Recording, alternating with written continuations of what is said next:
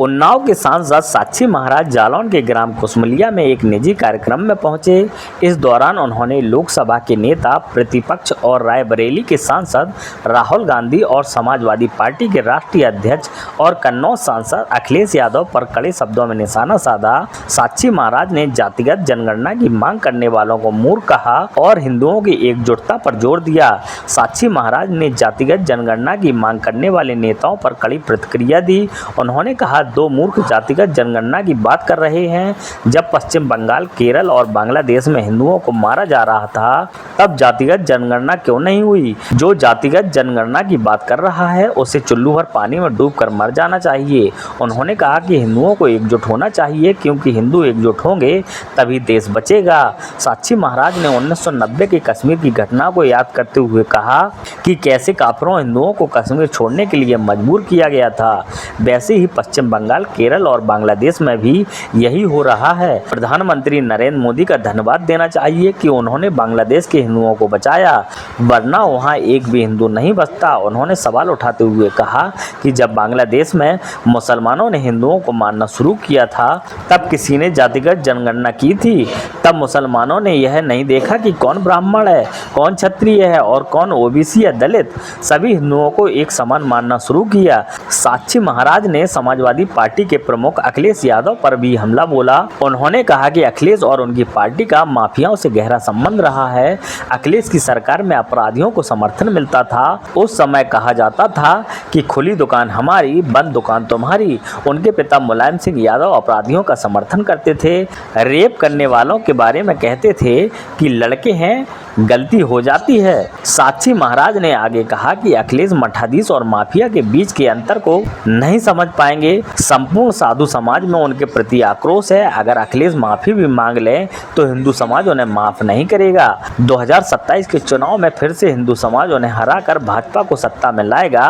One nation one election के मुद्दे पर साक्षी महाराज ने भाजपा का समर्थन करते हुए कहा कि भाजपा जो कहती है वही करती है। उन्होंने कहा कि भाजपा अपने वादों को पूरा करती है, यह देश के हित में है। साक्षी महाराज के बयान ने जातिगत जनगणना और हिंदू एकजुटता को लेकर एक बार फिर से राजनीतिक बहस को हवा दे दी है। क्या हो रहा है पश्चिम बंगाल में मालूम है ना? क्या हो रहा है केरला में नहीं मालूम है क्या? और अभी क्या हुआ था बांग्लादेश में नहीं मालूम? ये तो धन्यवाद करो मोदी का कि बांग्लादेश के हिंदू को बचा लिया, नहीं तो एक भी हिंदू नहीं बचने वाला था। फिर भी समझ में नहीं आता। अच्छा ये बताओ, वो मूर्ख जो जातिगत गणना की बात करते हैं, जब आतंकियों ने, मुसलमानों ने बांग्लादेश में हिंदू को मारना शुरू किया तो गणना की थी कौन ब्राह्मण है, कौन क्षत्रिय है, कौन दलित है, कौन ओबीसी का है? बोलो की क्या करवा लेते? वो तो एक तरफ से मारना शुरू किया, लूटना शुरू किया, मंदिर जलाने शुरू किए।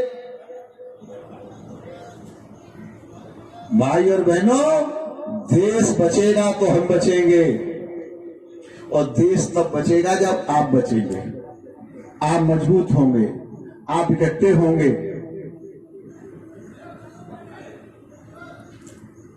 उन लोगों को चुल्लू भर पानी में डूब के मर जाना चाहिए। आज तक मोदी जैसा विकास करने वाला कोई आदमी आया क्या? बोलो। पूरा विपक्ष इंडी गठबंधन भ्रमित है। मठाधीश बड़ी तपस्या, त्याग और विद्वता के बाद कोई बनता है, और माफिया, अत्याचार, व्यभिचार, दूसरी जमीन कब्जा करके, दूसरों को प्रताड़ित करके, हत्याएं करके तब कोई माफिया बनता है। चूंकि अखिलेश की पार्टी का माफियों से बहुत अच्छा गहरा संबंध रहा है, चाहे अतिक रहा हो, चाहे मुख्तार रहा हो, और उनका ही शासनकाल था जब नारा लगा था खुली दुकान हमारी, बंद दुकान तुम्हारी। उनके पिताजी का ही भाषण था, बलात्कार हुआ, बच्चे हैं, गलतियां हो जाती हैं। तो जब लोग ये कुछ समझते नहीं हैं, तो माफिया और मठाधीश में अंतर क्या कर पाएंगे? मठाधीश बहुत पवित्र होता है, और हिंदुस्तान के संपूर्ण साधु समाज में इसको लेकर आक्रोश है।